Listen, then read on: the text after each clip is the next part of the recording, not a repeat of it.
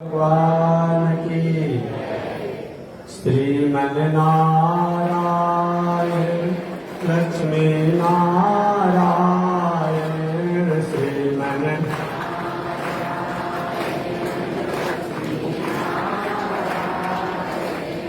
श्रीमन्नारायण नारायण नारायण श्रीमन्नारायण नारायण। बोलिए श्री लक्ष्मी नारायण भगवान की। अनंताचार्य कृपया वेदांत द्वयपारगम रामकृष्णांग सद्भक्तम विश्वक्षेण मुनिं भजे कासायं यज्ञसूत्रम शुचिवपुषि तथा चोर्ध्वपुण्ड्रं च भाले यस्यास्ते दक्षहस्ते कलिकुमतिगिरीन्द्रेन्द्रवज्रं त्रिदण्डं संसाराग्निप्रशान्त्यै मृतजलममलं दारुपात्रं पवित्रं श्रीविश्वक्सेन सूर्य पदकमलयुगं श्रेयसे संश्रयामि। लक्ष्मीनाथ समारंभा नाथयामुनिमध्यमाम् अस्मदाचार्यपर्यन्तां वन्दे गुरो परम्पराम्। नारायणाय विद्महे वासुदेवाय धीमहि तन्नो विष्णु प्रचोदयात्।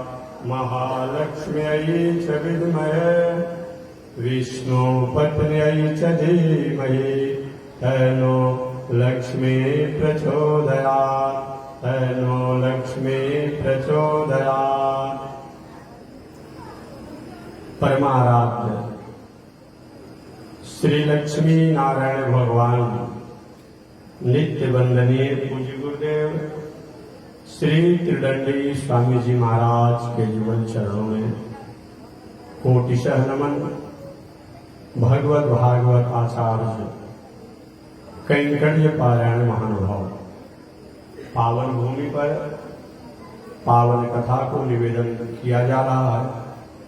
पावन कथा प्रसंग अंतर्गत पिछले दिन निवेदन किया गया था।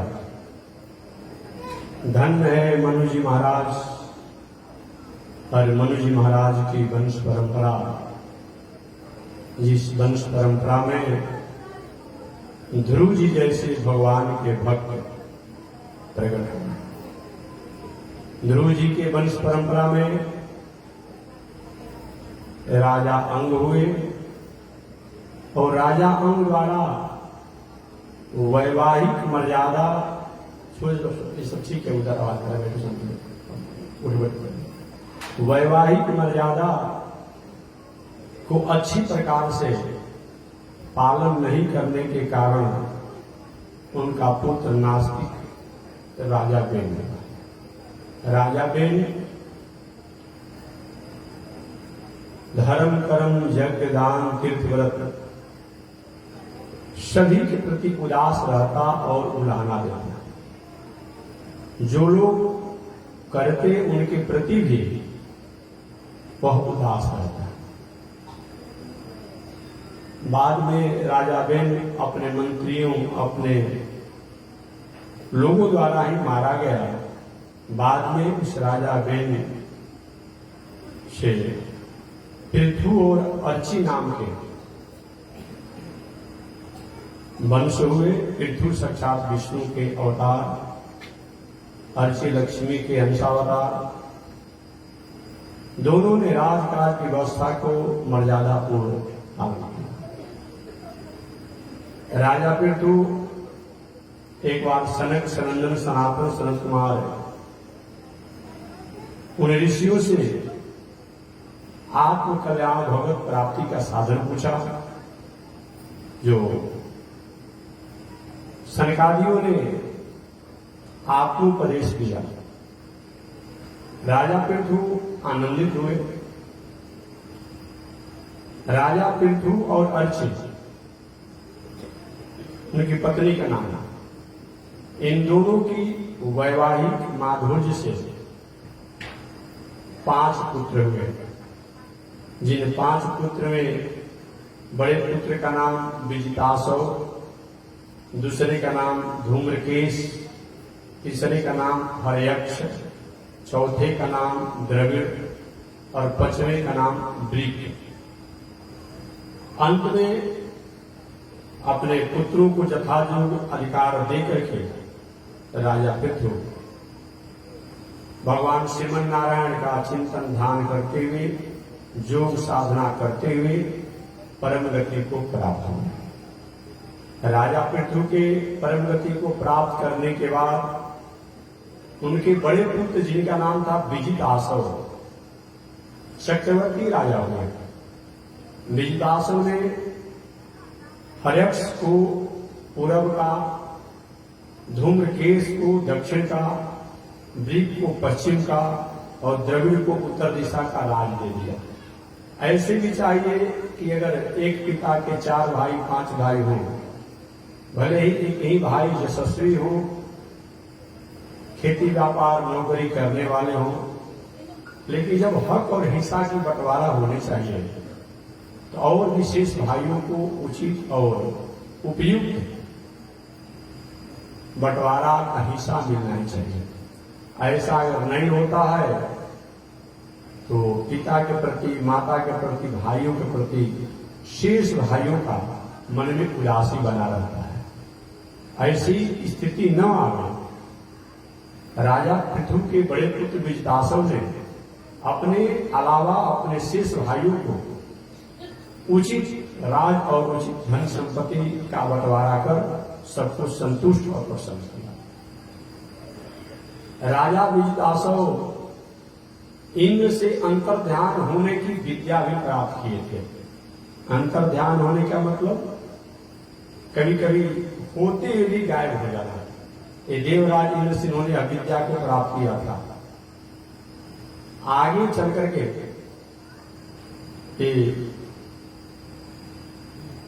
विजितासव अपनी पत्नी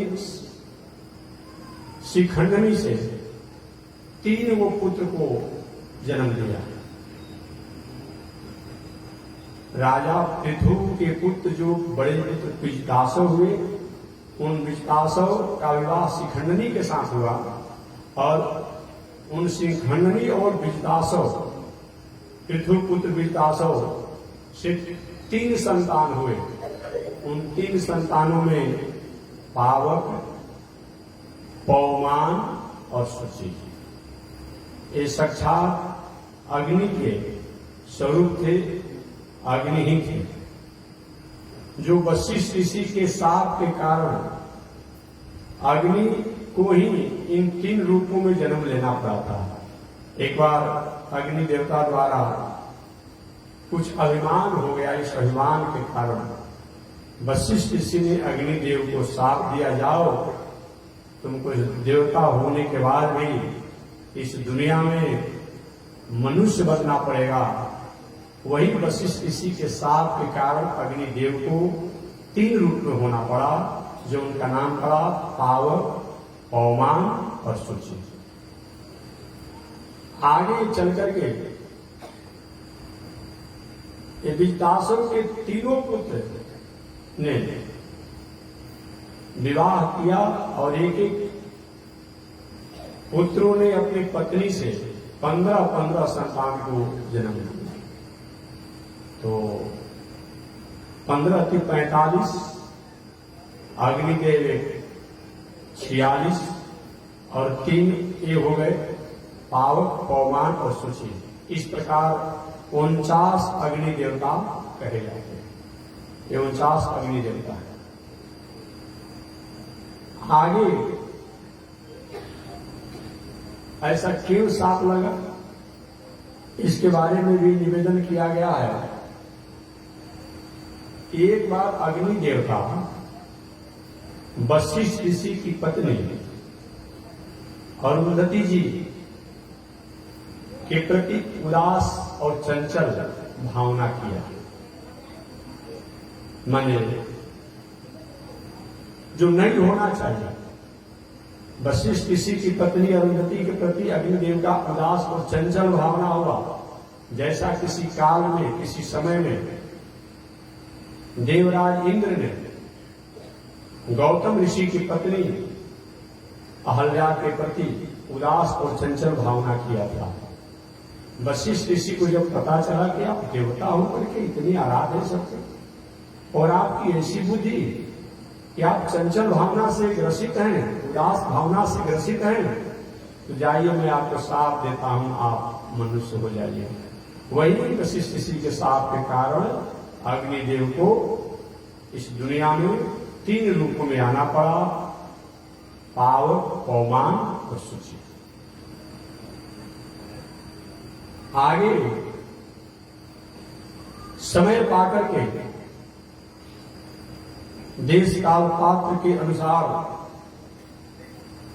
विजदासों के पुत्रों ने पूरी दुनिया में अपने वैभव को स्थापित किया, और वैभव को स्थापित करके अपने पूर्वजों की मर्यादा को पालन करते हुए, राजकाज की व्यवस्था करते हुए उत्तम लोक को प्राप्त किए। आगे विजदासों की एक और पत्नी थी जिसका नाम था नवस्वाति, जिससे भी एक पुत्र हुए थे जिनका नाम था हविर्धान।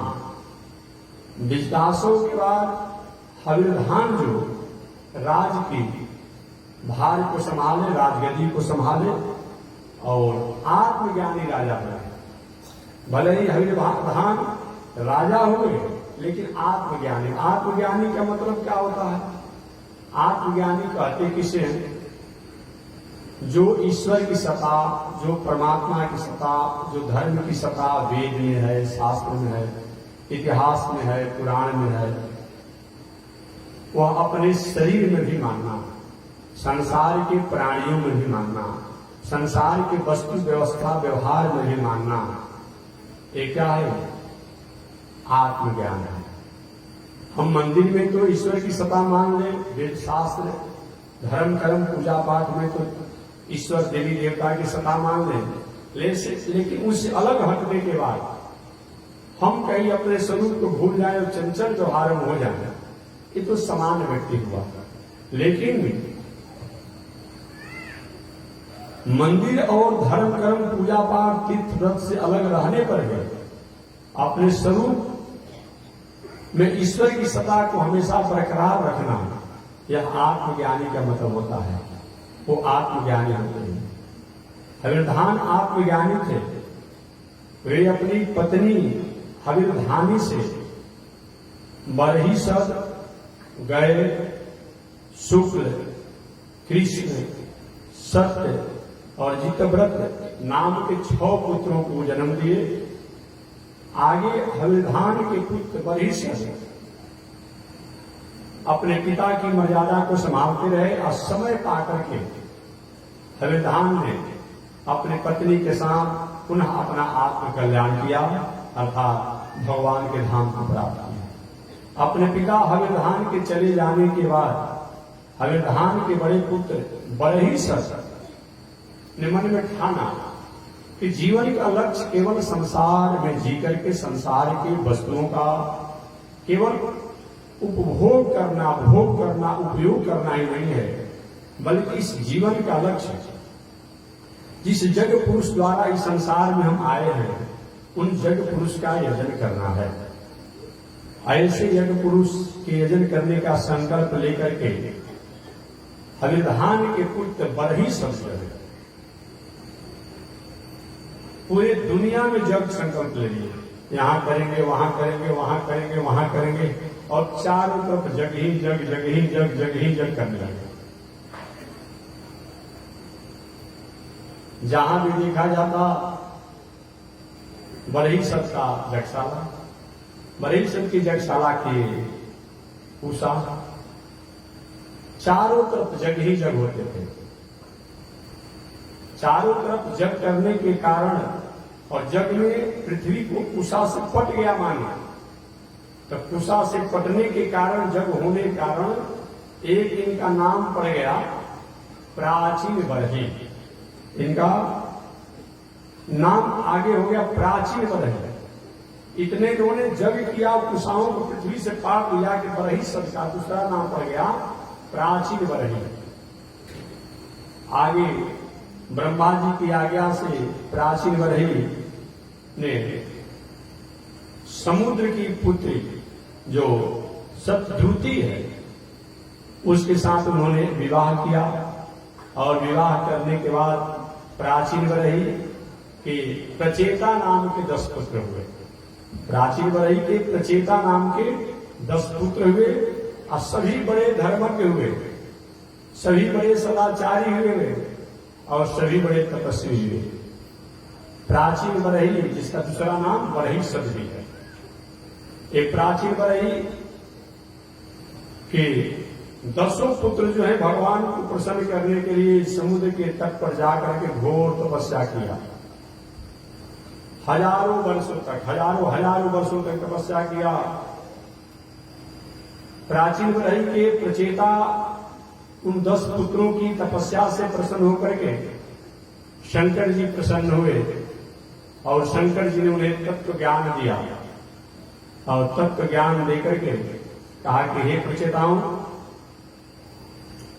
स्वधर्मनिष्ठ सतजन्म भी पुमान विरीक्षित तमेति तत परम हिमाम अव्याकृतम भगवतोथ वैष्णवम पदम यथाहम विबुधा कलाते। अपने वर्णाश्रम धर्म की भली भांति पालन करने वाला व्यक्ति, स्वधर्म निष्ठ सतजन्म भी पुमान, जो व्यक्ति जैसा वर्ण धर्म है, आज तो लोग कहते हैं कि वर्ण धर्म क्या है, नहीं है, एक दूसरे की धर्म दूसरा अगर करने लगे तो सारी दुनिया उथल पुथल हो जाएगी। जिलाधिकारी जी का काम अगर कहीं थानाध्यक्ष करने लगे तो काम बिगड़ जाएगी। सबका न्यायाधीश का काम कहीं और दूसरा कोई करने लगे तो काम बिगड़ जाएगा।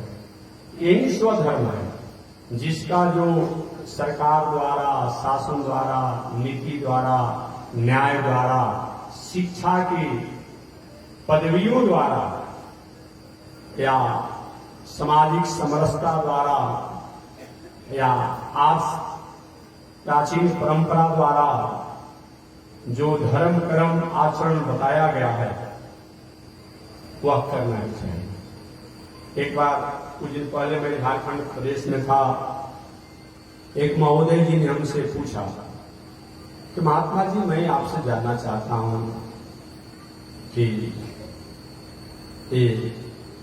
आप में हमारे में क्या अंतर है? बिल्कुल कुछ अंतर नहीं है।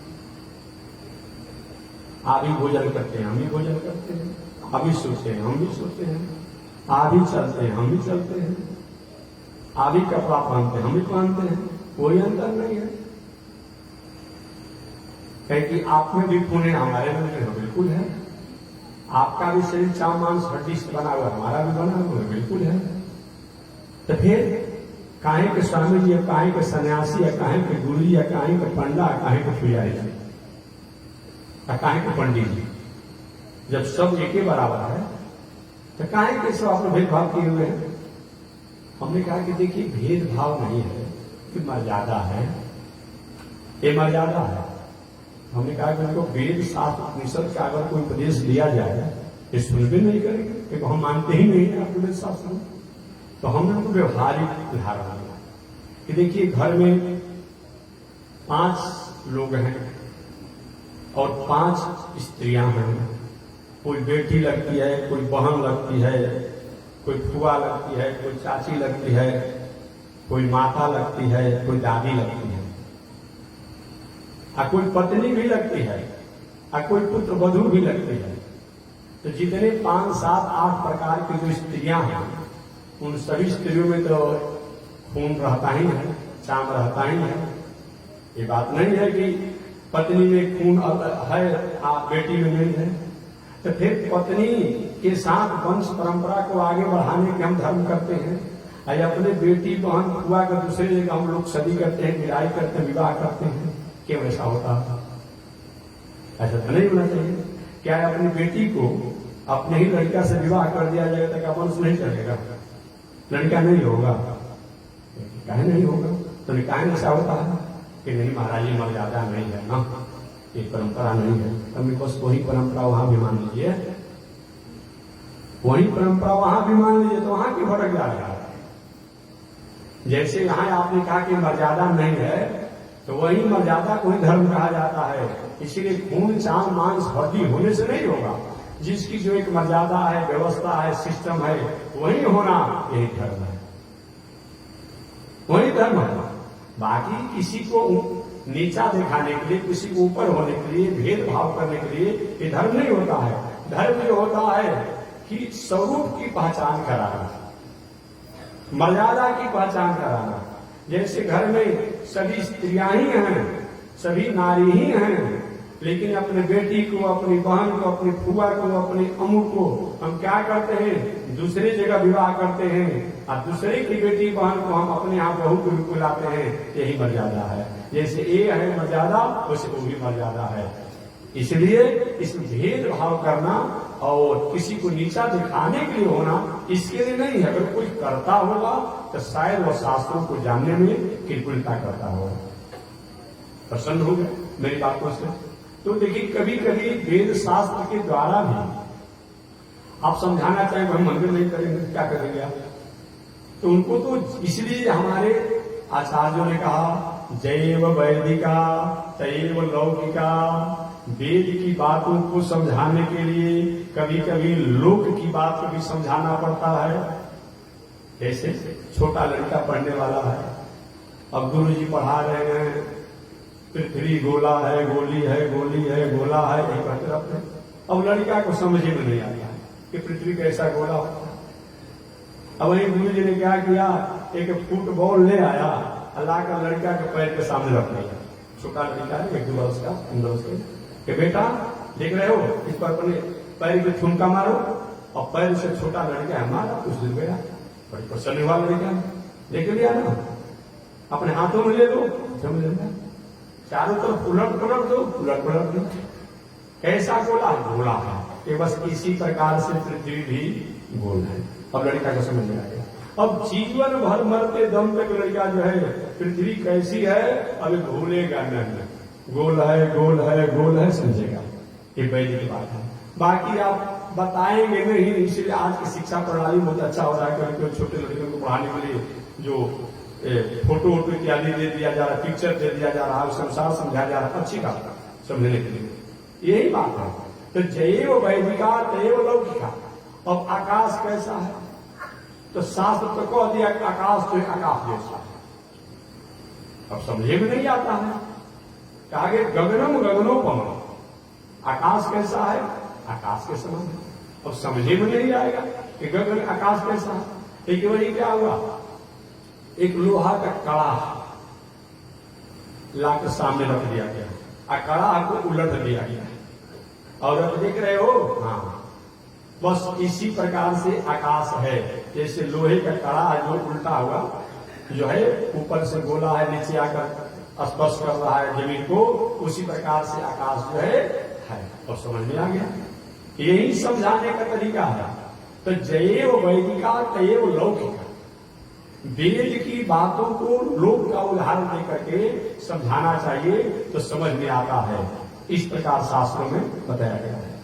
तो भूत भावन शंकर जी प्राचीन बरही यानी हविर्धान के पुत्रों को, प्रचेताओं को तपस्या के बाद उपदेश दे रहे हैं कि हे बेटा, स्वधर्म निष्ठ सतजन्म भी पुमान, अर्थात अपने वर्णाश्रम के धर्म का भली भांति पालन करने वाला व्यक्ति, करने वाला पुरुष 100 जन्म के बाद ब्रह्म पद को प्राप्त करता है।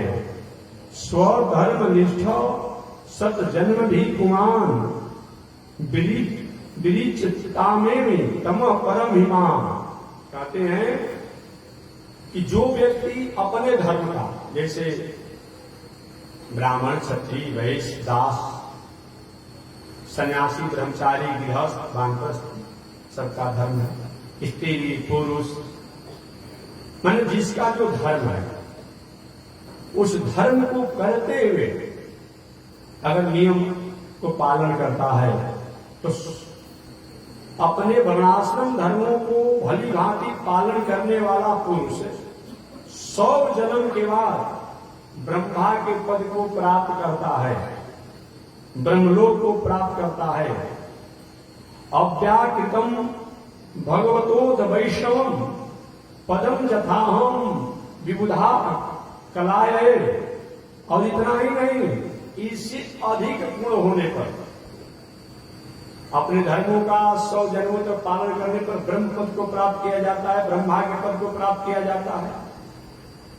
परंतु भगवान की अनन्य भक्ति करने वाला जो होता है, जो भगवान की पराभक्ति करने वाला होता है, भगवान की भक्ति में रहने वाला जो व्यक्ति होता है, इस शरीर के छूटने के बाद, इसी शरीर के बाद जो है ये भगवान के पद को प्राप्त कर लेता है। पुनः एक बार जाए कि अपने धर्मों का पालन करने वाला सन्यासी हो, ब्रह्मचारी हो, गृहस्थ हो, वानप्रस्थी हो, स्त्री हो, पुरुष हो, अमुक हो, अमुक हो, अमुक हो, 1 या 100 जन्मों तक के बाद ब्रह्मा के पद को प्राप्त करते हैं। लेकिन भगवान की भक्ति करने वाला, भगवान की प्रपत्ति करने वाला, भगवान की समाप्ति करने वाला व्यक्ति जो है इस शरीर को छोड़ने के बाद भगवान के कृपा का अधिकारी हो जाता है। इसीलिए कहते हैं कि सबसे श्रेष्ठ जो है भगवान श्रीमन नारायण है। इस शंकर जी का उपदेश से, भले शंकर जी के भगत लोग माने या न माने, इस शंकर जी ने प्राचीन रही के पुत्रों को उपदेश दिए। शंकर जी ने कहा भगवान नारायण की स्तुति जो है, ऐसे भगवान को मैं बार बार प्रणाम करता हूँ। और शंकर जी कहते हैं नमो नमो अनिरुद्धाय ऋषिकेशेन्द्रियात्मने नमः परमहंसाय पूर्णाय निवृत्तात्मने। कह मैं उनको प्रणाम करता हूँ। नमो नमो अनिरुद्धाय ऋषिकेशेन्द्रियात्मने, कहते हैं मैं उनको प्रणाम करता हूँ जो इस दुनिया में अनिरुद्ध के नामों से जाने जाते हैं, जो ऋषिकेश के रूप में होकर के इंद्रियों के स्वामी बनकर के, मंगल करने वाले होकर के, जो परमहंस रूप में होकर के पूरी दुनिया को जो कृत करते हैं, उन परमात्मा को मैं प्रणाम करता हूँ। इस शंकर जी द्वारा जो स्तुति किया गया है, श्रीमद् भागवत महापुराण के 4थे स्कंद में 29 श्लोक से लेकर के 36 श्लोक के बीच में इस श्लोक का प्रातः काल जग करके श्रद्धा पूर्वक इस स्तोत्र का जो गायन करता है, श्रवण करता है, भगवान श्रीमन नारायण की प्रसन्नता होती है और संसार के बंधनों से मुक्त होता है, भक्ति को प्राप्त करता है। इस प्रकार भूत भावन शंकर जी ने प्राचीन बरही के पुत्र प्रचेताओं को उपदेश दिया और कहा बेटा तुम्हारा मंगल हो, तुम्हारी तपस्या पूर्ण हुई, अब तुम आगे की तरफ विदा हो। वही शंकर जी वहां से अंतर ध्यान हो गए। आगे इधर प्राचीन बरही के पुत्र शंकर जी का आशीर्वाद प्राप्त करके आनंदित हो गए। इधर प्राचीन बरही भी, उनके पुत्र तो अध्यात्म में रहने वाले थे ही, प्रचेतागण। इधर प्राचीन बरही जब उपनेत पूजा पाठ करते हैं, देखिए कोई भी अच्छा काम करने पर और कोई भी कर्म करने पर अगर मन में उद्विग्नता बार बार नहीं जा रही हो तो कहीं न कहीं हमारे कर्म करने का तरीका, प्रणाली, दर्शन, विचार में कहीं न कहीं फाल्ट है, दिखा। हम मंदिर में जाते भी हैं फिर मन में शांति नहीं, खिन्नता हो जाती है।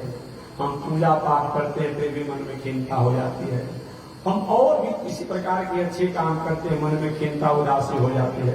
तो कोई न कोई करने की हमारी प्रणाली जो है उसमें त्रुटि है, चाहे हमको जान समझ में आवे या न आवे, चाहे उसको हम पहचान पाए।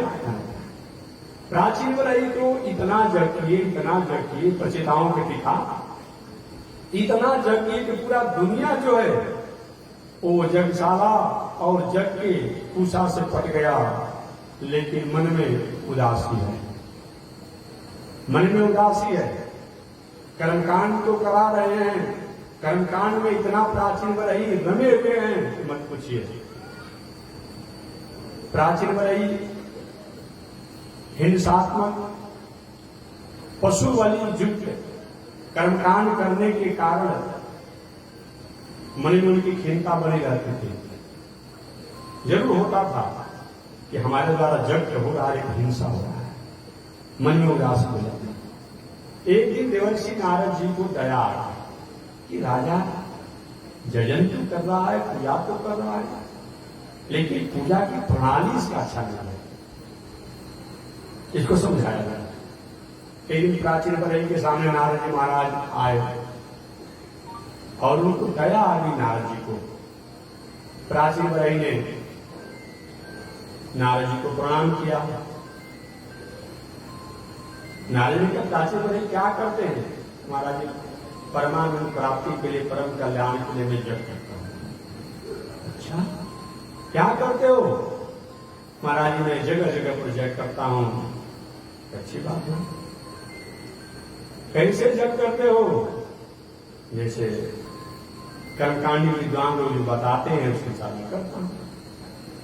कर्मकांडी विद्वान लोग जैसे बताते हैं कैसे बलि करना, ऐसे हिंसा करना, ऐसे पशु को अमुक करना, मैं करता हूं। नारद नाम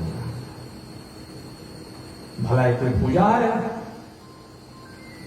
आकाश की तरफ देखो। नारद जी ने प्राचीन बरही को आकाश की तरफ दिखाया। देखा महाराज जी, ये तो हजारों हजारों की संख्या में, सैकड़ों सैकड़ों की संख्या में अनेक जीव जंतु जो है तीखे नेत्रों से हमें देख रहे हैं, मानो कभी हमसे बदला लेने के लिए प्रतीक्षा कर रहे हैं। ऐसा क्यों कर रहे हैं? यही तो मैं तुम्हें बता रहा हूं, ऋषि को बताने के लिए तुम्हें तुम्हारे पास आया हूं। ये जितने जीव हैं तीखे नेत्रों से तुम्हें देख रहे हैं, मानो तुम्हारी प्रतीक्षा कर रहे हैं। तुम आओ तो तुमसे मैं बदला लूंगा। हमको तुमने हिंसा करके जग जग्यादि किया है। प्राचीन बरही के महाराज जी से हमारा क्या दोष है गुरु जी? हमको जैसे कर्मकांडी विद्वानों ने कहा वैसे कर्मकांडी विद्वानों के अनुसार मैंने काम किया, इसमें मेरा तो कोई दोष नहीं है। नारद नहीं बेटा, ये बताओ भगवान जब सबके पिता है, जगत पिता है, तो किसी प्राणी को हिंसा की बात क्यों करेंगे? किसी प्राणी की हिंसा की बात क्यों करेंगे? ऐसा नहीं होगा। इसलिए हिंसा में हिंसात्मक अनुष्ठानों और पूजा से भगवान की जितनी प्रसन्नता नहीं होती है, उतनी परमात्मा की प्रसन्नता सात्विक विचारों से, सात्विक व्यवस्थाओं से, सात्विक अनुष्ठान से होती है। अतः इसको तुम त्यागो, और नहीं त्यागो तुम्हारा कल्याण नहीं होगा। तो महाराज अगर फिर छोड़ देंगे या कुछ अनिष्ट हो जाएगा तो, लेकिन नहीं, ऐसा नहीं होगा। हिंसात्मक यजन पूजन अगर कोई हो रहा है और उसको छोड़ करके और सात्विक वृत्ति से कहीं पूजा पाठ किया जाए, इससे भगवान की प्रसन्नता होती है, नाराज नहीं होते हैं। और जो देवी देवता जो हिंसात्मक पूजा यजन लेते भी हैं, लेकिन भगवान की अगर आराधना किया जाता है तो भगवान के भय से वो क्या करते हैं? वो भी नाराज नहीं होते हैं, बल्कि प्रसन्न हो जाते हैं कि मेरे मालिक से जब इसका संबंध है तो हमको भी कुछ नहीं बोलना है, हमको भी कुछ नहीं बोलना है। ठीक है महाराज, तो मैं अब ऐसे जग को, पूजा को, यजन को छोड़ करके और भगवान की भक्ति करके मैं अपना कल्याण करूंगा। इस प्रकार नारद जी के उपदेश को प्राचीन बरही ने माना और भगवान श्रीमन नारायण की भक्ति करने के लिए उन्होंने उपदेश दिया और भक्ति को की। आगे नारद जी ने प्राचीन बरही को एक उदाहरण दिया, एक आख्यान सुनाया, एक पौराणिक कथा सुनाई कि प्राचीन बरही सुनो, पूर्व काल में पुरंजन नाम का एक बड़ा यशस्वी राजा था, जिसका नाम था पुरंजन। और उस राजा पुरंजन कि एक मित्र थे जिनका नाम था अभिज्ञात। राजा पुरंजन अपने इंद्रियों के सुख भोगने के लिए पूरे दुनिया में घुमा, लेकिन कहीं भी सुख नहीं मिला। राजा पुरंजन तो है ही, अभिज्ञात नाम के मित्र भी तो हैं ही, लेकिन केवल राजा पुरंजन ही नहीं, हमारा आपका, हम और आप जो है, कि हमारा आपका शरीर जो है, यही क्या है, इसमें रहने वाला जो आत्मा है, ये भी राजा पुरंजन है। हमारे आपके शरीर में रहने वाला जो आत्मा है, ये भी राजा पुरंजन है। ये मन जो है, ये बुद्धि जो है, ये चित्त जो है, ये भी राजा पुरंजन है। मन सुख के लिए कहाँ नहीं जाता है। देखेंगे, जब माता पिता के साथ आप थे छोटी अवस्था में, तो माता पिता से सुख मानते थे। उससे बड़े हुए तो मित्रों के साथ घूमने में आनंद आया। उससे बड़े हुए विवाह हो गया तो पत्नी में आनंद आ गया, और कहीं बेटा हो गया तो बेटा में आनंद हो गया, और बेटा कहीं बड़ा बेटा का विवाह हो गया तो पतोह के प्रति हो गया, और कहीं नाती हो गए उसमें हो गया। ऐसे उम्र बढ़ते चला जाता है, लेकिन एक जगह प्रेम रहता नहीं। कहीं घर में, मकान में, दलान में, दुकान में, परिवार में, पद में, प्रतिष्ठा में, मान में, सम्मान में रहता है, लेकिन कभी भी शांति नहीं मिलती है। ये मन जीवन भर घूमते रह जाता है, लेकिन शांति नहीं मिलती है, आनंद नहीं मिलती है। आनंद का मतलब हो गया कि जो मिल गया सो मिल गया, अब आगे कहीं किसी की प्रतीक्षा नहीं करना, ऐसा तो होता नहीं है। तो हमारा आपके भीतर जो आत्मा है, यही क्या है, राजा पुरंजन है। राजा पुरंजन है। और अभिज्ञात माने अभिज्ञात, वो ब्रह्म को, परमात्मा को अभिज्ञात कहा गया है। ये ब्रह्म जो है, ईश्वर जो है, भगवान जो है, ये आत्मा के मित्र है। वेदांत दर्शन उपनिषद गीता में कहा गया, द्वा सुपर्णा सहज सखाया, ये जीवात्मा और परमात्मा दोनों मित्र है। जीवात्मा के बिना परमात्मा नहीं रहता है, परमात्मा के बिना जीवात्मा नहीं रहता है। लेकिन ये जीवात्मा जो है क्या, स्वार्थी है। जब कोई भोग करना होता है तो परमात्मा को जनाता नहीं, अपने भोग भोगना चाहता है। तो यही कारण जब दुख भी होता है तो मित्र होने के बाद भी परमात्मा जीवात्मा को ही दुख भोगना पड़ता है, परमात्मा को नहीं भोगना पड़ता है। अभिज्ञात नाम के मित्र, अब मित्र के साथ तो रहा ये पुरंजन, लेकिन सुख की प्राप्ति में घूमते घूमते वो रमणीय नगर में चला गया। और वहां जब गया, अपने मित्र को भूल करके कहा कि रमणीय जगह है, यहाँ सुंदर बागीचा है, सुंदर उपवन है, सरोवर है, सब कुछ है। और वहां जो गया, एक युवती से इसका मिलन हो गया। वह युवती से मिलन हुआ। उस युवती का भी कोई मालिक नहीं था, वो अभी अकेले ही थी, और उसके परिकर नौकर चाकर मंत्री सब लोग थे। और वह सुंदरी युवती जो है, राजा पुरंजन ने सोचा चलो तो विवाह करेंगे। अब क्या किया, उस युवती के साथ इसने विवाह कर लिया। अब विवाह कर लिया, बिना गोत्र कुल खानदान इत्यादि को जाने विवाह कर लिया। विवाह करके ये लोग भोग भोगने लगे, और भोग भोगते भोगते अचानक एक दिन वह राजा पुरंजन की पुरंजनी जो है, अपने जीवन को समाप्त कर दिया, मृत्यु हो गई। और रोने लगा, मेरी सहचारणी चली गई, मेरी पुरंजनी चली गई, मेरी पुरंजनी चली गई। उसी समय अभिज्ञात नाम का मित्र आया। अरे भाई, तुमको ढूंढते ढूंढते मैं यहां गया, क्या रो रहे, क्यों रो रहे हो? मेरी पत्नी चली गई। क्योंकि नहीं, तुम्हारी पत्नी होती तुम्हारे साथ नहीं रहती, यही हमारी आपकी है। तो हमारा आपका शरीर है, अनेक जोनियों में, अनेक जन्मों में हम घूमते रहते हैं। यहाँ सुख मिलेगा, अमुक जोनी में सुख मिलेगा, अमुक जोनी में सुख मिलेगा, अमुक जोनी में, और अलग अलग जोनियां बदलती रहती है। अंत में भगवान बताते हैं कि भैया सुख कहीं नहीं है जब तक हमको तुम प्राप्त नहीं करोगे। अंत में भगवान ने उस राजा पुरंजन को समझाया कि हमसे अलग होकर के दुनिया में जो भी वस्तु व्यवस्था प्राप्त किया जाता है, वह वस्तु व्यवस्था होने के बाद भी वह केवल सुख का एक छाया है, वस्तु सुख नहीं है। अब मेरे को प्राप्त करके होता है तो सब कुछ, हर वस्तु व्यवस्था वो आनंद होने पर भी मेरे स्वरूप का पता चलता है। इस प्रकार उन्होंने प्राचीन ब्रह्म को यह कथा सुनाया और कथा सुनाकर कहा कि राजन, इस प्रकार यह जीवात्मा या आत्मा जो है यही राजा पुरंजन है और ब्रह्म जो है यही अभिज्ञात नाम के मित्र हैं और अविनाशी ये संसार जो है, कण कण जो है, यह क्या है, इसी में हमेशा ये घूमते रहता है और हमारे शरीर में ये शरीर जो है यही पुरंजन का राजमहल है।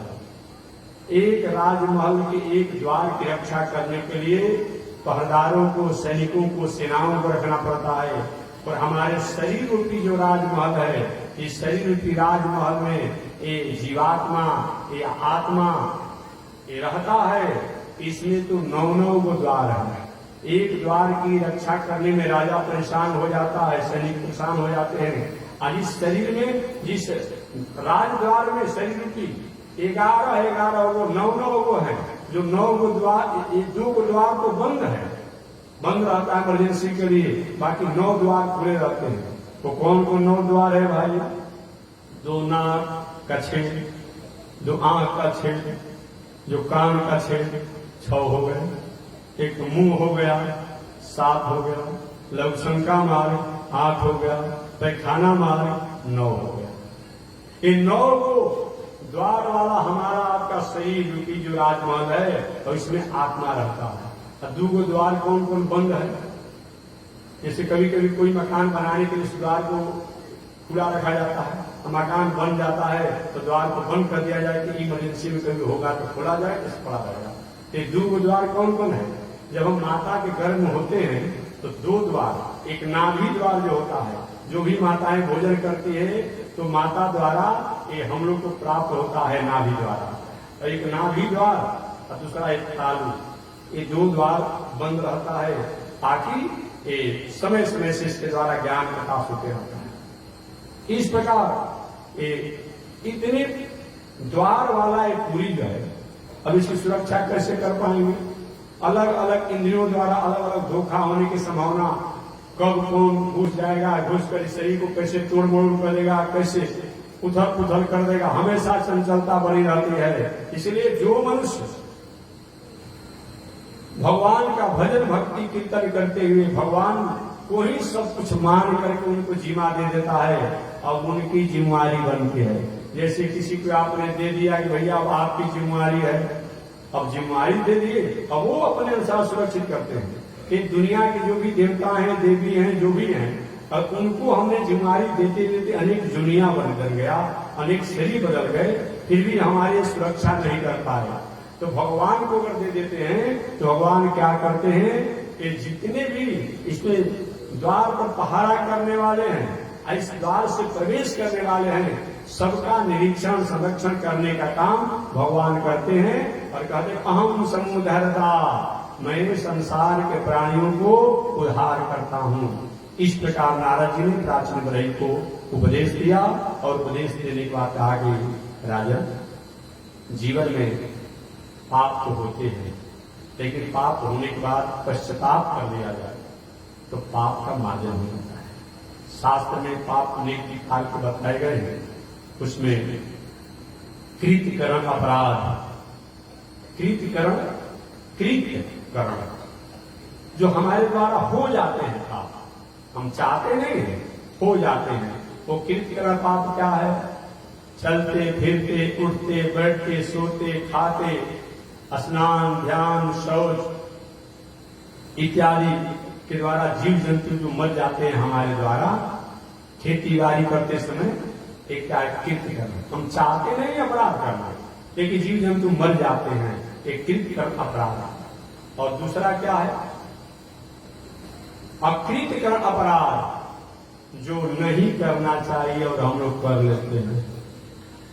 ये बताने में डर लगता है, रोज कहना पड़ता है, नाराज हो जाएंगे रिजल्ट का समय। अकृत और माने नहीं करना चाहिए, और जो हम करते हैं वो अपराध है। सरकार चल रही है ऑर्डर तो आप चल रहे पापा, बात समझ गए ना? होम डिलीवरी बताना नहीं ना, रोज नया नया कानून बन रहा है, लेकिन होम डिलीवरी बंद हो गई है। ये क्या है? रास्ते में जा रहे हैं, शौच मुर्गा के टांग पकड़ करके पहराते हुए ले जा रहे हैं, हम बहुत बड़े प्रतिष्ठित आदमी है, मांस खाते हैं, आपका अंगुली कट जाता है तब पाप होता है, दूसरे जीवों की हत्या करके पेट भोजन कर जाते हैं, थोड़ा विदय आती है आपको। ये क्या है? ये अकृत्य करना, जो हमें नहीं करना चाहिए, अब वो पाप हमारे द्वारा होता है। आगे तीसरा होता है भगवतापचार, भगवान के साथ अपचार करना, अपराध करना। और भगवान के मंदिर में जाकर के कहीं पत्थर सोना चांदी की भावना करना, या उनके प्रति कुछ ऐसा हमारा उदास व्यवहार होना, उनके प्रति आदरणीय भावना नहीं होना, प्रणम नहीं होना, मन बुद्धि से भगवान के प्रति शरणागति नहीं करना, समर्पण की भावना नहीं होना, ये भगवत अपचार है। यहां मानते हैं कि पत्थर से क्या मिलेगा, तो हमारा आपके चाम मांस मज्जा हड्डी भी ऐसे क्या मिलेगा? इसमें शरीर में कुछ है? जैसे आपके भीतर प्राण है तो शरीर का महत्व है, आप प्राण नहीं है तो फूक दो, फेंक दो, गाड़ दो, जला दो। तो प्राण आपने देखा है क्या?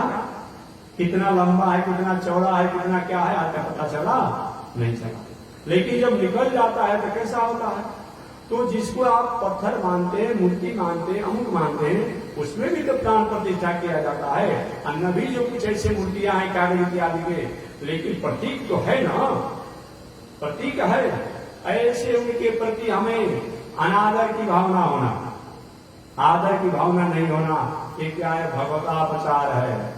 एक होता है भागवतापचार, भगवान के भक्तों के साथ अपचार करना। अच्छा, संत महात्मा जा रहे हैं, ज्ञानी जा रहे हैं, व्यंग बोलना शुरू कर दिए, मन्ना रंगाए रंगाए जो कि कपड़ा दरिया बढ़ा के बोलते हैं ना, क्या क्या व्यंग बोलते हैं, कौन कौन चौपाई याद कर दिया आप लोगों ने? मन चंगा कटौती करना। अब जब साधु महात्मा को देखेगा तभी व्यंग बोलेगा, और जो ऐसा कहता है कि मन चंगा कटौती में गया, उससे बेईमान कोई हो ही नहीं सकता है। अरे भाई, जिसका मन चंगा होगा वो कहेगा कि हमारा मन चंगा है, कि दुनिया कहेगी। इसीलिए ये भागवतापचार है, भगवान के भक्तों के साथ अपराध करना। और एक पांचवा अपराध होता है असह्यापचार। असह्यापचार माने असह्या, जो सहन करने योग्य नहीं होता है, ये अपराध होता है। ये क्या है? वेद, पुराण, उपनिषद, श्रुति, स्मृति इत्यादि के तात्पर्य को नहीं जानने के कारण और दूसरे द्वारा बहकाने में आने के कारण गलत मार्गों में प्रवेश करना, भ्रमित होना, ये क्या है? असह्यापचार है।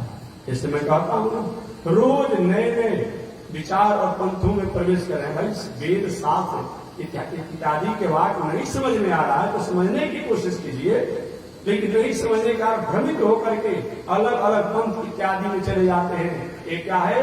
असह्यापचार। तो जो असह्यापचार होता है, तो भगवान का तो छिपा में जस अश्वरी, उस व्यक्ति को तो मैं अश्वरी ही बना देता हूं। कहीं अकृतकरण अपराध हो गया, कहीं शराब थाली दाल इत्यादि गलती खा लिए, आप उसको छोड़ दीजिएगा, भगवान से माफी मांग लीजिएगा, अब नहीं होगा, माफ हो जाता है। भगवानों के साथ कहीं अपचार हो गया है, पहले कहीं नास्तिकता थी, लेकिन अब कहीं अपस्वरूप समझ गए, तब भी अपने आप माफ हो जाता है। अकृतकरण जो हमारे द्वारा चलते फिरते उठते बैठते जो कुछ हो जाते हैं हिंसा पैरों द्वारा, शौचालय में, पैखाना में, बाथरूम में, खेती बाड़ी इत्यादि में, वो भी माफ हो जाता है। लेकिन एक अपराध भागवताचार, भगवान के भक्तों के साथ जो अपचार होता है, भगवान कहते हैं भैया इसका तो दंड देंगे, तब माफ करेंगे। और दूसरा असह्या, ये भी अगर वेद इतिहास पुराण इत्यादि के तात्पर्य को नहीं जान करके गलत मार्ग में चला जाता है, वो भी भगवान कहते इसको दंड के अलावा दूसरा कोई उपाय नहीं है। इस प्रकार प्राचीन बरही को नारद जी ने आत्मोपदेश दिया और हिंसात्मक यज्ञ आदि करने पर उन्होंने रोक लगाया। आगे चल करके प्राचीन बरही ने नारद जी के उपदेश को प्राप्त करके और तपस्या साधना करके अपने को कल्याण किया। और वह प्राचीन बरही के पुत्र जिनका नाम था प्रचेतालो, एक प्रचेतालो और 5 मिनट में कथा एक प्रचेतालो, घर की आगे पीछे है क्या, इसको आगे कर दे तो पीछे एक प्रचेतालो भी अपने पिता की मर्यादा अनुसार रहने लगे, जो प्राचीन बरही के पुत्र थे। एक बार वो गए थे नारायण सरोवर के तट पर तपस्या करने के लिए, और जब तपस्या करने के लिए जब गए वहां पर, तो नारद जी तपस्या करने जब वहां गए तो तपस्या करने के बाद बहुत देर तक उन्होंने तपस्या किया। और तपस्या जब किया तो तपस्या करने के बाद वह कि बेटा तुम्हारी क्या मंगल कामना है। इन प्राचीन बरही के पुत्रों ने कहा कि महाराज हमारे ऊपर कृपा कीजिए कि जाओ तुम्हारा मंगल हो और गृहस्थ आश्रम को संभालो। वही प्राचीन बरही के पुत्र प्रचेता लोग वनस्पति की पुत्री जिसका नाम है वारक्षी या मारिसा कहा जाता है, उन वारक्षी या मारिसा से उन्होंने विवाह किया और विवाह करके उन्होंने प्रचेता दक्ष नाम के पुत्रों को प्राप्त किया। प्रचेताओं ने वनस्पति की पुत्री वारक्षी या मारिसा से विवाह करके एक पुत्र को प्राप्त किया जिनका नाम पड़ा प्रचेता दक्ष। नाम तो था दक्ष, लेकिन प्रचेता दक्ष इसीलिए कहा गया कि ब्रह्मा जी के भी पुत्र एक दक्ष थे, इसीलिए कहना पड़ता है कि दक्ष कौन है, तो प्रचेता दक्ष है, वो ब्रह्मा दक्ष थे, तो प्रचेता दक्ष हुए। उन प्रचेता दक्ष ने अपने पूर्वजों के अनुसार पूजा पाठ तपस्या किया और पूजा पाठ तपस्या करके पुनः अपने कल्याण की साधन को जानना चाहा। आगे प्रचेता दक्ष के, हालांकि कथा आगे, प्रचेता दक्ष के 10,000 पुत्र हुए। नारद जी ने उपदेश दिया, बेटा ऐसे थोड़े तपस्या किया जाता है, तपस्या के साधनों को समझना पड़ता है, अन्यथा अच्छा नहीं होगा। तुम लोग तपस्या के साधनों को समझो तब तपस्या करने का मतलब होता है, अन्यथा तपस्या का कोई मतलब नहीं। तुमने कहा महाराज क्या करना चाहिए, तुमने कहा कि करना यही है कि पहले तो तुम लोग मेरे प्रश्नों का जवाब दो, और जवाब दोगे तो सही में सृष्टि के अधिकारी बनोगे। आज महाराज आपके प्रश्नों का हम लोग जवाब देंगे, ये कैसे होगा, देना तो पड़ेगा, देना पड़ेगा। ठीक है महाराज पूछिए। वही प्रचेता दक्ष कि जब पुत्रों से पूछा गया, नारद ने कहा ऐसी कौन नदी है, इस नदी में दोनों तरफ से धार है। उन्होंने और कौन ऐसा गुफा है इसमें घुसने के बाद निकला नहीं जाता है। महाराज हम लोग कौन ऐसा तलवार है जिसमें धार दोनों तरफ से है, क्या हम लोग नहीं पता। तब नारद जी कहेंगे तो साधु क्या बनोगे, पहले चेला बनो। और नारद जी ने कहा कि चेला बनो, ठीक है महाराज पहले उत्तर दे दीजिए क्या इसका मतलब होता है। नारी पर संकल्प ले लो चेला बनने के लिए, तब उत्तर देंगे। ठीक है महाराज चलिए साधु बन जाएंगे। क्योंकि दोनों तरफ बहने वाली नदी का नाम है माया। माया जो है दोनों तरफ बहती है। बाबा 95 वर्ष के हो गए हैं, रोज देवी देवता से प्रार्थना किया जाता है बाबा को खा ले जाए, बहुत सेवा करने में कष्ट हो रहा है। कहीं घर में 10 वर्ष विवाह किए हुए, कहीं लड़का नहीं है, रोज देवी देवता से प्रार्थना किया जाता है वो नाती हो जाए।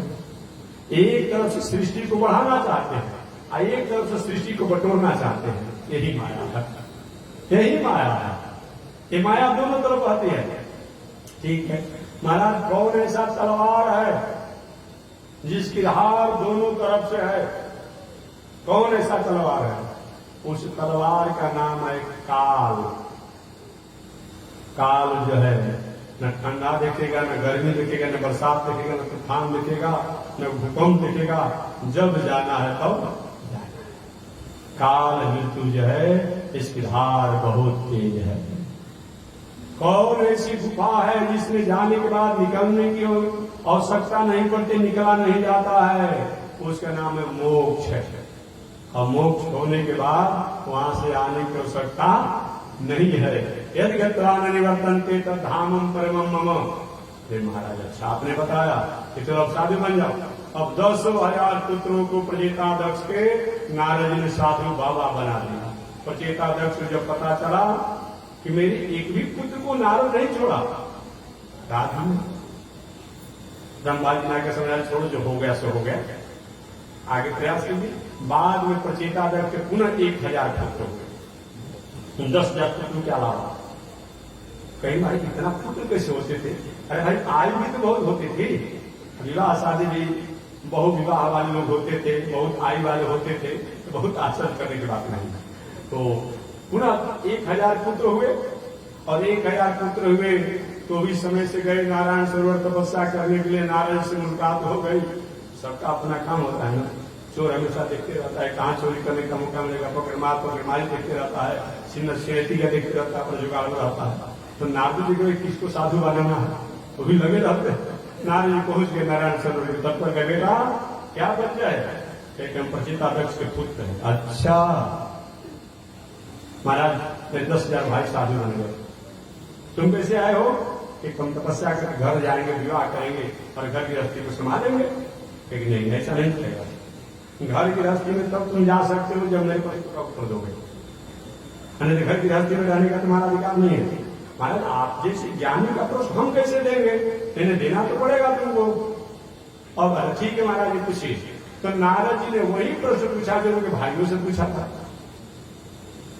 वही प्रश्न पूछ दिया। क्या महाराज हम लोग नहीं उत्तर देंगे? कि जब नहीं दोगे तो हम उत्तर बताएंगे कि हमारा चेला बनना पड़ेगा। ठीक है, बनेंगे चेला, उत्तर दीजिए। तो वही नारद जी ने वही उत्तर दे दिया और वही उन को भी साधु बना दिया। इस प्रकार प्रचेताध्यक्ष के 10,000 प्लस 1,000 11,000 पुत्रों को साधु बना दिए। और प्रचेताध्यक्ष नारद जी को भड़क गया। हे नारद, तुम साधु नहीं हो, असाधु असाधु, तुम साधु भेष में असाधु हो। मेरे पुत्र भी विवाह नहीं किए, बाल बच्चा नहीं हो, घर गृहस्थी को नहीं संभाला और तुमने साधु बना दिया। तो जाओ हम साथ देते हैं कि तुम एक जगह बहुत देर तक नहीं रुकोगे। प्रचेताध्यक्ष ने श्राप दिया, एक जगह बहुत देर तक नहीं रुकोगे। यही कारण है कि नारद जी बहुत नहीं रुकते हैं। पर्यटन व्यवधान लोकान, नारद जी के जब परिचय आता है तो पर्यटन व्यवधान लोकान होता है कि नारद हमेशा घूमते रहते हैं। चरैताम चरैताम चरैताम इति पर्यंत हमेशा चलते रहते हैं। लेकिन एक और भी है, एक तो साफ लगा हुआ है, ठीक लगा है, कहीं पूजा करेंगे, पाठ करेंगे, समाधि लगाएंगे, योग में रहेंगे, कथा में रहेंगे, प्रवचन में रहेंगे, तब प्रचेताध्यक्ष का यह नियम लागू नहीं होगा। इसलिए जब भक्ति के पुत्र ज्ञान वैराग्य को जब कथा सुनाना था हरिद्वार में, तो 7 दिन तक कथा सुने नारद जी। वहां पर ये नियम नहीं रहा कि कभी दिन तक रहना, कभी समय तक रहना, बाकी नियम लागू रहता है। नियम लागू रहता है कि जो संतों के बारे में होती है एक जगह नहीं रुकते हैं। एगो तो नारद जी, एगो परशुराम बाबा। परशुराम बाबा का नाम सुने हैं ना, दादा परशुराम अभी कहे जा रहे हैं। परशुराम बाबा भी इनकी के भाई ऐसा होता है, आपने सुना होगा। हालांकि समय हम घड़ी देख रहे हैं, बार बार आपको समय से छोड़ना है। परशुराम बाबा तो जानते हैं कि थोड़ी सी 2 ऋषियों की झगड़ा हुआ बास में। 2 ऋषियों की झगड़ा को आपने जाना होगा। कौन कौन? एक विश्वामित्र बाबा और वशिष्ठ जी की झगड़ा, एक परशुराम जी और सहस्त्रार्जुन राजा का। बात समझिए, आपके पास मोबाइल हो, आपके पास साइकिल हो, आपके पास मोटरसाइकिल हो, आपके पास फोर व्हीलर गाड़ी हो, किसी भी आपने गाड़ी को मोटरसाइकिल पर बैठा करके आपने किसी बाजार में पहुंचा दिया और बैठने वाला मित्र ने कहा कि भैया गाड़ी तो अच्छी है, हमको दे दो ना। कि भाई ऐसा नहीं होगा, मैंने आपको पहुंचा दिया बाजार तक ना, कहेंगे तो आपके घर तक पुनः घर पहुंचा देंगे कि नहीं, ये गाड़ी तो हमको चाहिए, चाहे जैसे भी चाहिए। और पता इसका कोई और छोड़ा है झगड़ा का, हमारी वस्तु है भाई, अब काहे छीनेंगे काहे लेंगे, ये दोनों में ही झगड़ा हुआ। विश्वामित्र बाबा जब राजकुमार थे, राजा थे, तो वशिष्ठ ऋषि के यहाँ गए और वहां उन्होंने अपने नंदनी गाय द्वारा सेवा सत्कार आश्रम पर किया। विश्वामित्र बाबा की गाय उनको दे दी कि नहीं देंगे, और इनमें झगड़ा हो गया। अभी जब विश्वामित्र बाबा ने वशिष्ठ ऋषि के कितने पुत्रों को मार डाला, फिर भी वशिष्ठ ऋषि संत थे, कहीं जो होने वाला था हो गया। अंत में बाद में चल करके जब विश्वामित्र बाबा ब्रह्मर्षि बने तपस्या साधना के बाद, तब अपनी हिंसा वृत्ति को त्याग करके और वशिष्ठ जी के चरणों में गिर पड़े, महाराज मैंने आपके पुत्रों को बहुत हिंसा किया है, लेकिन मुझे क्षमा कर दीजिए, क्षमा कर दीजिए। और बाद में समझौता भी हुआ है, आप जानते हैं। इधर जो सहस्त्रार्जुन जिस कार्य आप करते हरिओ वंश कहा जाता है, एक परशुराम जी के पिता के पास में, और पिता के पास जब गए, जब जगनी ऋषि ने उनका बहुत सत्कार सम्मान किया कि महाराज ये गाय हमको दे देंगे, नहीं देंगे, कहीं नहीं देंगे, हम राजा है, ले लेंगे, छीन लिए। अब छीन लिए, अब उसी में विवाद बढ़ गया। परशुराम जी जाने ऐसा नहीं होगा, अब उनके पिता को उन्होंने हत्या कर दिया सहस्त्रार्जुन ने। तो अपने पिता की हत्या के बदला में इन्होंने जो भी किया है सब किया है। परशुराम ने जो हत्या इनके पिता की हो गई, अपने पिता की हत्या के बदला में इन्होंने, चाहे उन सहस्त्रार्जुन के मित्र बनकर के कोई भी आया है, चाहे सहस्त्रार्जुन हो, सहस्त्रार्जुन के बंधु हो, बांधव हो, हित हो, नाता हो, परिवार हो, कुटुंबी हो, जो आया उनके साथ परशुराम जी ने अपना तेवर कड़ा दिखाया, कड़ा दिखाया। और जब ऐसा हुआ, एक दो बार नहीं, 21 बार ऐसे, सभी क्षत्रिय नहीं। एक बार कोई कहता है तो शायद इतिहास नहीं पढ़ा है, पुराण नहीं पढ़ा। अरे भाई कुछ समय भी तो आप समझिए कि दशरथ जी महाराज थे ही, हमारे विश्वामित्र बाबा, तो एक तरह से परशुराम जी के क्या लगेंगे जी, थोड़ा सा जोड़ के बता दिए ना क्या लगेंगे, कि विश्वामित्र बाबा के जो बहन है, जो सत्यवती, वो परशुराम जी की दादी लगती है। बात समझ गए? अब जोड़ लीजिएगा कैसे। तो विश्वामित्र बाबा के जो बहन सत्यवती है, उन सत्यवती का विवाह हुआ था ऋचिक ऋषि से हुआ था, और ऋचिक ऋषि के पुत्र हैं जमदग्नि ऋषि, जमदग्नि के पुत्र हैं परशुराम। तो दादी हुई विश्वामित्र बाबा की बहन जो है वो परशुराम जी की क्या लगती है, दादी लगती है। कैसे आप कहेंगे सभी क्षत्रियों को उन्होंने मार दिया? या तो आपने इतिहास को नहीं पढ़ा है, या तो इतिहास पढ़ करके कहीं दुराग्रह में आपने, ये आप नहीं कहेंगे सभी क्षत्रियों को उन्होंने मार दिया। नहीं नहीं नहीं, तो मैं जो बता रहा हूं उसका जवाब हमको आपको देना पड़ेगा। गिरिराज जनक भी थे, जनक जी महाराज कहां उनको मारा, कहां दशरथ जी महाराज को मारा, और विश्वामित्र बाबा तो सब उनके अपने थे ही। इसीलिए ये बात आप नहीं कहेंगे। जो सहस्त्रार्जुन और सहस्त्रार्जुन के पक्ष लेकर के जो लोग आए थे, उनको 21 बार इस दुनिया से समाप्त किया, और चक्रवर्ती सम्राट परशुराम जी बन गए। क्या बन गए? चक्रवर्ती राजा बन गए, और राजा बने और राजा हुए। लेकिन सब लोग उनके जैसे अभी आप पूरे विश्व का नायक काम करने वाला एक दो देश है, तो चक्रवर्ती सम्राट बने परशुराम जी, और राजा बन करके वो राजकाज की व्यवस्था को संभालने लगे। और राजकाज की व्यवस्था को जब संभालने लगे, एक बार परशुराम जी ने एक जग का आयोजन किया, और जग का जब आयोजन किया तो कश्यप ऋषि जी को आचार्य बनाया। क्या बनाया? जग का आचार्य बनाया। और जब पूर्णाहुति हुआ तो नियम ये है कि जग के अंत में अपना सब कुछ दान कर देना चाहिए। पहले ऐसा जब होता था, लेकिन हम लोग नहीं करते हैं।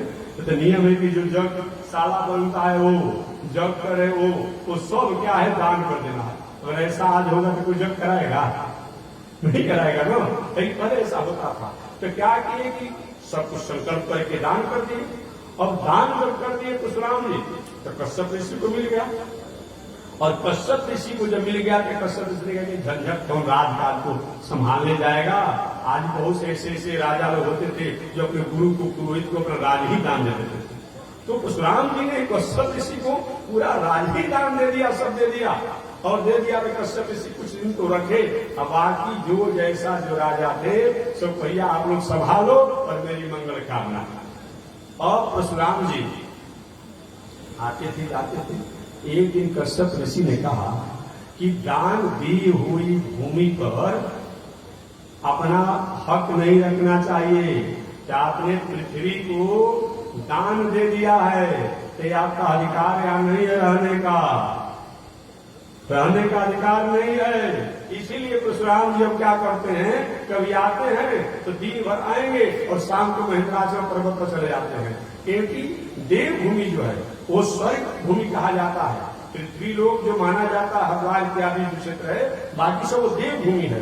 तो पृथ्वी पर रहने का अधिकार आपको नहीं है। और तब परशुराम जी उसके बाद से अगर कहीं आते, आज चिरंजीव में नाम का आता है, आते तो क्या करते, दिन भर आते, साधना सत्संग होता, पुनः शाम को लौट जाते महेंद्राचल पर्वत पर। वही परशुराम जी महाराज हैं। ये दो ऋषियों की बात आती है जो कि एक जगह नहीं रहते, जो कथा मैंने संक्षिप्त में आपके सामने सुना। इस प्रकार शेष चर्चा मैं अगले दिन करूंगा कि प्राचीन रही। हाँ, एक कथा एक शब्द और सुना दें तो प्राचीन प्रचेता दक्ष 11,000 पुत्र जब साधु बन गए तो थोड़ा मन उदास हुआ, साफ तो दे देना नारद के। तो नारद ने कहा चलिए रमता जोगी बहता पानी, एक रीता भी पानी जो बहता है ना निर्मल जल रहता है। और संत महात्मा घूमते रहते हैं तो अच्छा रहते हैं। एक जगह रहने तक निवेश के कुछ हो जाएगा। तो नारद ने का अच्छा आशीर्वाद मिला। तो मेरा भी आशीर्वाद है प्रचेता दक्ष कि आज के बाद तुमको कोई बेटा नहीं हो जाता, पुत्र नहीं होगा, न पुत्र होगा न हमको साधु बनाने का मौका मिलेगा। वही बाद में चल करके प्रचेता दक्ष को 60 कन्याएं हुई। उन 60 कन्याओं में जो हुई है, उन 60 कन्याओं में 27 कन्याओं का विवाह जो है वो चंद्रमा के साथ कर दिया गया, जो चंद्रमा की पत्नी बनी, और धर्म के साथ किया गया, पितर देवताओं के साथ किया गया, उस ताज कश्यप के साथ किया गया। ऐसे 60 कन्याओं का विवाह उन्होंने किया। तो शेष चर्चा अगले दिन। आज इसी के साथ मैं वाणी को विराम दे रहा हूं कि धन्य है हमारे मनु जी महाराज के पुत्र उतानपाद।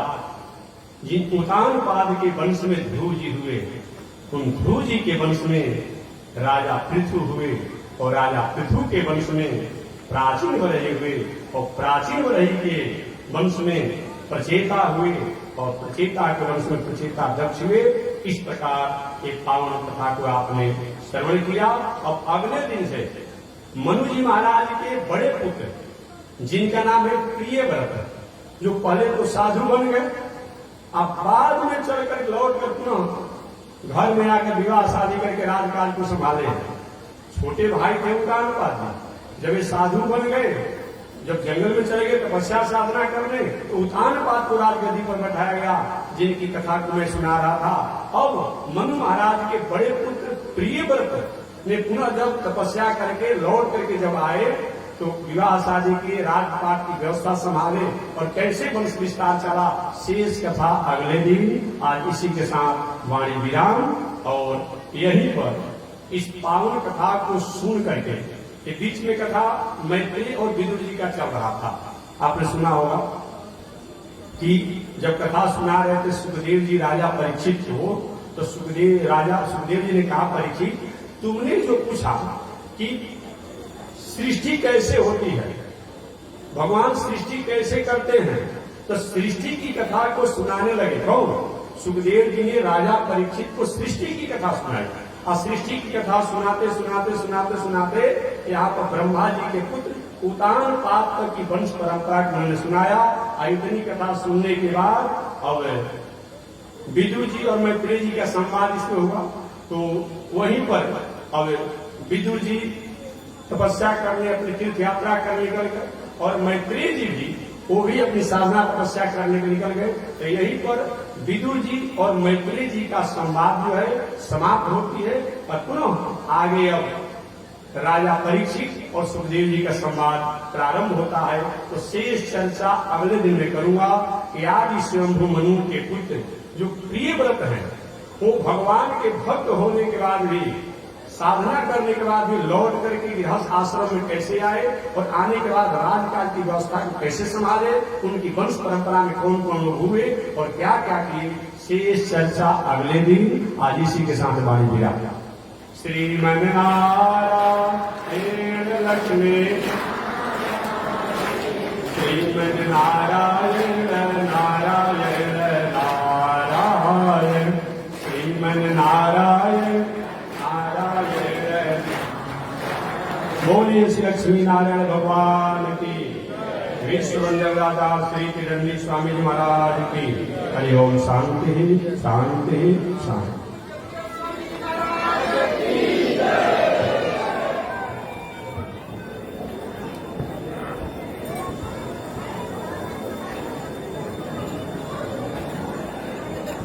ओम चंद्रमा मनसो जात, चक्षो सूरजो अजायत, श्रोत्रात् वायुष प्राणश मुखादग्निरजायत, श्रीशते लक्ष्मी सबक्रिया रात्रे, पार्श्वे नक्षत्राणि रूपमस्मिनो व्यातम्, विश्वनिगाढ मयि गाढ, सर्वलोकं मयि गाढ।